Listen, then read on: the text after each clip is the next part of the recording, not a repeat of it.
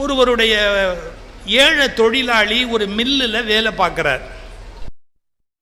அவருக்கு வாகன வசதி கிடையாது. பழைய காலம், கழுதையில் தான் அவர் வாங்கி கழுதையில் தான் போகணும். அப்படி ஒரு காலம்.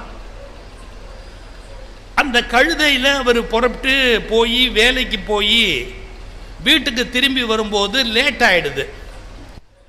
அதுக்கு முன்னாடி அவர் நடந்து போயிட்டு வந்ததால் ரொம்ப லேட் ஆகுதுன்னு சொல்லி தான் ஒரு கழுதையை வாங்கினார். கொஞ்சம் சீக்கிரமாக வீட்டுக்கு வரலாம் அப்படிங்கிற ஐடியாவோட கழுதையை வாங்கினார். ஆனால் என்ன நடந்து போச்சு அப்படின்னு கேட்டால், இவர் ஆஃபீஸ் விட்டு வரத்துக்குள்ள கழுதை முதல்ல கிளம்பி வீட்டுக்கு வந்துடும். அவருடைய மனைவி கேட்டாங்க, நீங்கள் சீக்கிரமாக வரணுங்கிறதுக்காக தானே ஒரு கழுதையை ஏற்பாடு பண்ணோம், அப்படி நீங்கள் டயத்துக்கு வர்றதில்லையே அப்படின்னு அவர் கேட்டார்.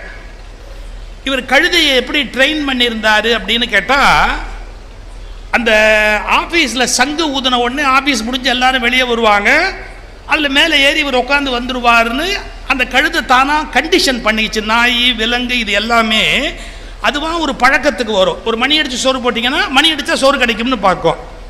இதுக்கு பேர் சைக்கலாஜிக்கலாக அதுக்கு என்ன பேர்னா கண்டிஷனிங், மைண்ட் கண்டிஷனிங் அப்படின்னு பேர். அந்த ஆலை சங்கு ஊதின உடனே எல்லாரும் வருவாங்க, நம்ம முதலாளி வருவார், ஏறி உட்காந்து வந்துடுவோம் அப்படின்ற கணக்கில். ஆனால் அந்த கேட் ரொம்ப சின்னது, வாசல் எல்லாரும் வெளியில், அது வரும்போது வேற எல்லாத்தையும் செக் பண்ணி அனுப்புவாங்க. எப்போவுமே பெரிய லெவலில் இருக்கிறவன் தான் திருடுவான், அவனை விட்டுருவாங்க. இந்த மாதிரி ஆப்ட இவனை தான் பிடிச்சி வச்சுக்கிட்டு குடைவாங்க.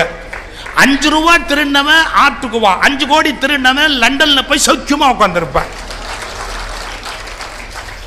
என்ன சொல்லையான்னு யாரோ வற்புறுத்துறதா